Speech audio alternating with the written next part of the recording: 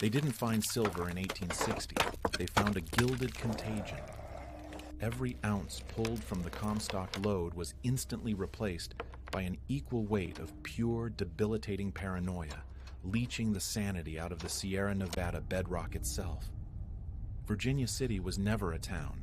It was a mass hallucination powered by the sudden, terrifying realization that you might be instantly rich, and thus, instantly marked for ruin.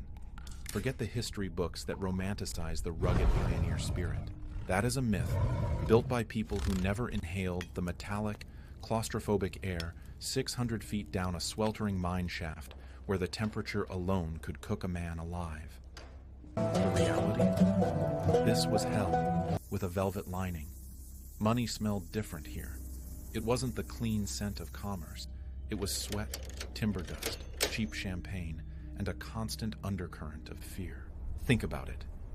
Within 3 years, a desolate, mosquito-ridden hillside became the industrial engine that financed the Union war effort and birthed names like Hearst, Fair, Mackay, and Flood. Overnight, we invented the American millionaire class, but we forgot to invent the rulebook for what that level of immediate, unearned wealth does to the human animal. The truth is, Virginia City was not a boomtown. It was an accelerated human decay experiment, designed to test how fast the soul can evaporate when the constraints of scarcity are removed. We focus on the fortunes, naturally. We ignore the fractures. A person accustomed to grinding scarcity handles $50,000 with caution.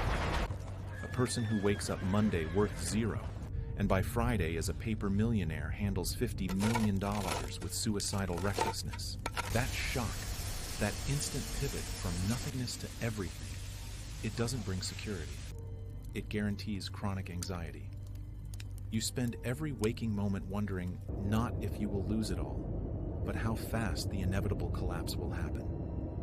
Every dinner companion was a potential swindler. Every business partner was a likely Judas. This wasn't merely distrust.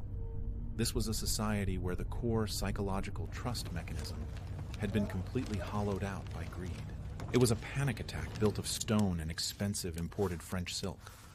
If you value the comfortable, sterilized version of history, the one where grit always wins and wealth brings happiness, then maybe you should stop right here. If you are willing to look into the actual machinery of human motivation, the dark, corrosive reality hiding beneath the polished facade of American enterprise, then perhaps you belong in this conversation. The ground was literally collapsing beneath their feet due to the poorly engineered, frenzied shafts they dug, but the psychological subsidence was far more deadly. Mark Twain, who famously witnessed the madness as a journalist, didn't write about opportunity. He wrote about absurdity and desperation. He saw men living in $10,000 suits, sleeping next to abandoned mine shafts, waiting for the one last speculative bet to bail them out. He saw the ultimate scam. They had convinced themselves that the solution to their deep internal hollowness was simply more digging, more risk, more silver, piles and piles of silver, extracted at extreme cost. And yet, the deeper they dug, the hotter the mines became, demanding ever more extreme solutions. They started pumping scalding water out of the earth, enough to heat the town, but the fever, the real fever, was inside their own chests. The silver was their mistress, demanding everything, giving them temporary power, but never, ever providing peace. They thought they owned the mines.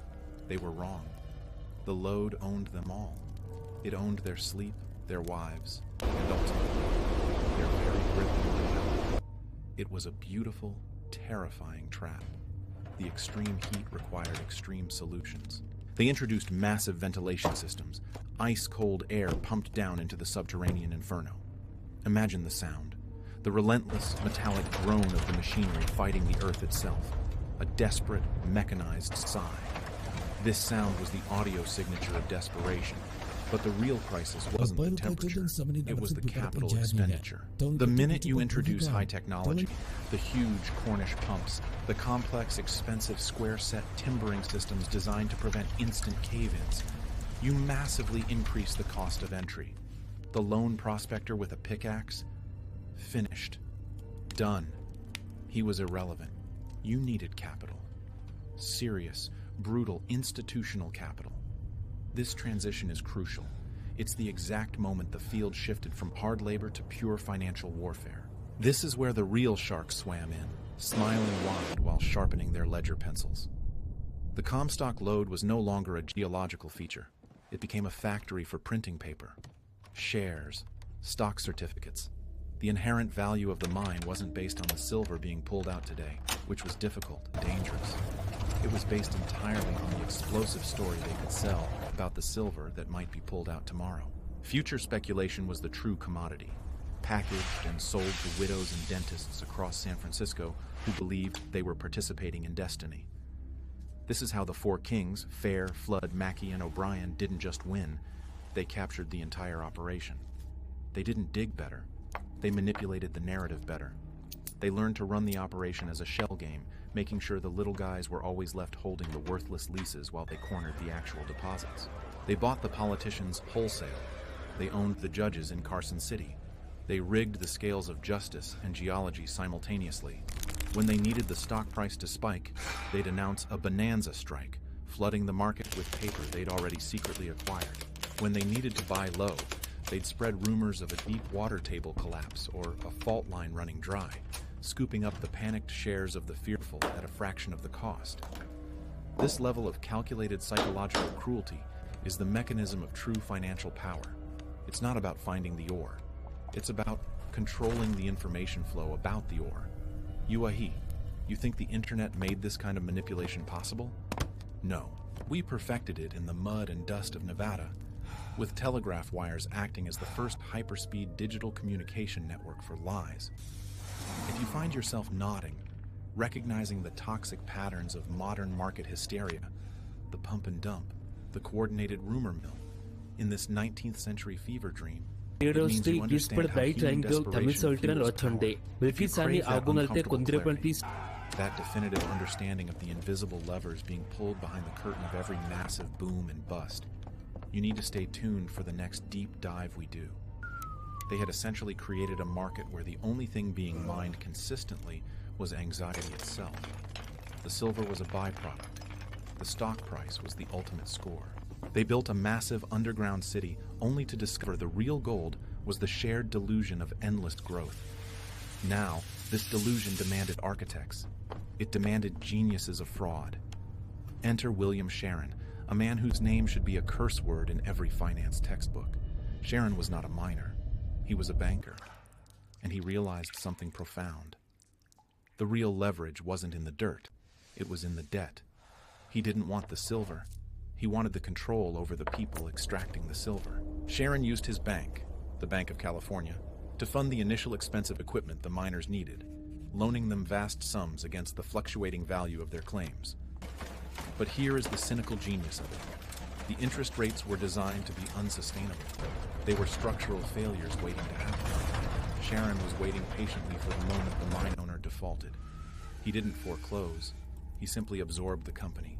His method was surgical, clean, and utterly predatory. He didn't risk his life in a hot shaft. He risked paper, and the risk was calculated. The outcome was predictable, inevitable consolidation. The independent spirit of the rush died a quiet death in a San Francisco boardroom, signed away on a promissory note. This wasn't American ingenuity triumphing. This was American ruthlessness institutionalized. It was the birth of corporate capture, disguised as necessary investment. The Bank of California didn't invest in the lode. It metabolized it.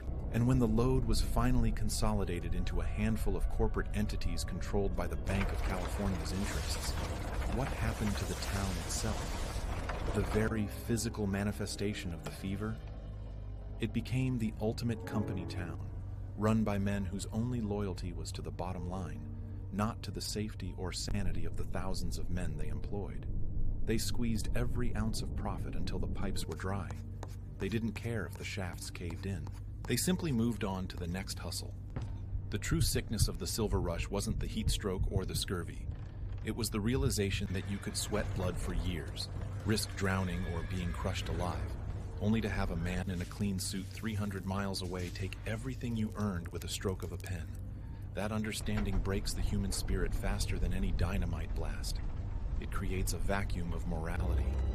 Why work honestly if the game is fundamentally rigged? Why follow the rules when the people who wrote the rules are the same ones systematically cheating? The answer for many was simple. Double down on the deception. Become a fraudster yourself. Fight fire with fire. Steal the ore. Cheat the weights. Lie about the strike. This wasn't a silver rush. It was a mass corruption event. And the town of Virginia City was just the petri dish where the modern American impulse for winner-take-all capitalism first grew into a terminal, undeniable cancer. It's a diagnosis we've been trying to ignore ever since. The true mine wasn't 3,200 feet below the surface. The true mine was the San Francisco Stock Exchange. That's where the actual wealth was excavated. They shifted the risk entirely. The miners still suffered the deadly heat, the suffocating gas, the constant threat of a cave-in, but the men who owned the titles didn't care about a ton of ore. They cared about the paper promise of 10,000 tons. They traded potential, not reality. They manipulated the rumors, not the earth. Virginia City became a production theater. Don't kid yourself. The insider trading we complain about today, it was invented here. This place was the crucible. It was the training ground for the titans of financial manipulation. They understood a fundamental truth. Control the price. They would tunnel vast shafts, knowing the load was rich, then leak rumors of a disappointing strike. Stocks tanked. They bought them back for pennies. Weeks later, they'd announce the glorious discovery, and the stock would skyrocket. The honest investor, the guy who just wanted to buy a piece of the American dream, was systematically fleeced. The whole operation was a rigged shell game played with millions of lives and billions in hypothetical gold. It was a vicious cycle of engineered panic and calculated relief. They called it striking it rich. I call it institutionalized theft. Perfected. Here is the rotten core of it. They didn't just steal the silver. They stole the belief in fair play. They made cynicism the necessary survival. Every successful man on the Comstock level, from the foreman to the mill owner, carried a dark, corrosive secret. To win, you had to be a predator. You had to cheat harder than the next guy. You had to know the whispers before they hit the papers. If you value truth over comfort, if you want to understand the dark algorithms that still govern our financial world, you belong right here, listening to the secrets that were buried with the miners. Now, look at William Sharon, the Bank of California's point man. He was the architect of the corporate takeover. He didn't just lend money, he leveraged human dependency. He didn't build, he conquered. He understood the power of monopolies. Once the bank owned the major mines, they dictated the price of ore. Once they controlled the bank, they controlled the crushing mills too. This was the masterstroke. You could dig the richest ore ever seen, but if Sharon's mill wouldn't process it, it was just expensive dirt. They choked the competition to death. They didn't even need dynamite. They used simple economics to flatten the independents. Every independent miner eventually found himself kneeling, hat in hand, begging the Bank of California to process his meager haul at exorbitant rates. This wasn't free market competition. This was economic strangulation enforced by a single, terrifying entity. They became the gatekeepers to oxygen. The oxygen was capital, and they held the valve tight. It poisoned everything. The architecture of the town itself screamed the hypocrisy. Palatial mansions sprung up for the millionaires, fitted with imported Italian marble and French furniture. But the miners lived in squalor. They lived in flimsy shacks clinging precariously to the hillsides, drinking water polluted by mercury runoff. The contrast wasn't a side effect of success. It was the design of the exploitation. It was a physical manifestation of the wealth transfer. This wasn't a town of opportunity. It was a concentration camp for capital accumulation, brilliantly camouflaged by the dust and the excitement. If you are tired of the sanitized history, if you feel a kinship with those who understand the true price of ambition, then commit to following this path we are tracing together. The psychological toll was immense. Think about the miner, risking his lungs, knowing his boss was betting against him in the morning. He saw the Gilded Age rising above him while he swam in a pool of his own sweat in the mine's wastewater. What sustained him? Alcohol, gambling, rampant prostitution. This wasn't leisure. This was necessary mental anesthesia. They needed to numb the brutal daily knowledge that they were mere cogs in a machine designed to extract not just silver, but their very lifespan. Virginia City ran on distilled despair. They had to forget just for a few hours that the system was built to defeat them. They embraced a radical fatalism. This is why Mark Twain found his voice here. He saw the farce up close. He saw the grand claims and the petty reality. He documented the magnificent, loud, fraudulent spectacle of American enterprise. His cynicism wasn't a literary device. It was an accurate report from the front lines of capitalism's brutal birth. He didn't just write about the West. He wrote the epitaph for the honest working man in America. The lesson learned in Virginia City was the most dangerous truth of all. Wealth rarely comes from hard work. It comes from knowing the right person, bending the right rule, or simply having the capital to wait out the inevitable collapse of the little guys. The Comstock Lode didn't make America rich. It made the American elite ruthlessly powerful. That power has only compounded ever since. It never went away. It just changed its costume. It moved out of the mines and into the skyscrapers. The fever never broke.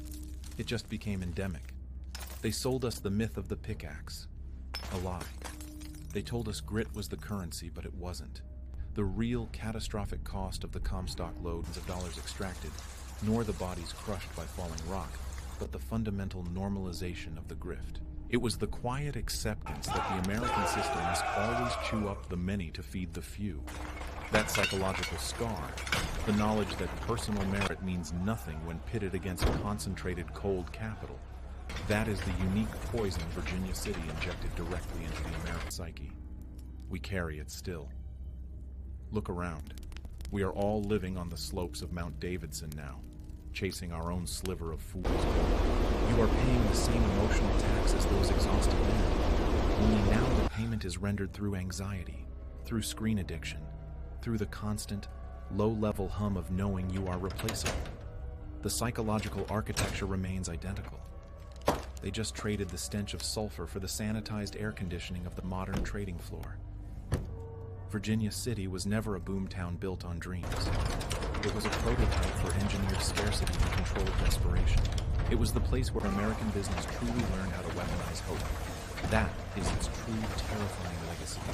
Every single time a major corporation promises life-changing wealth, dangling a tiny lottery ticket in front of millions of desperate faces, the IPO, the crypto hype, the social media gold rush, they are echoing the shouts of the brokers on the exchange floor, positioned 2 miles above the sweating, dying miner.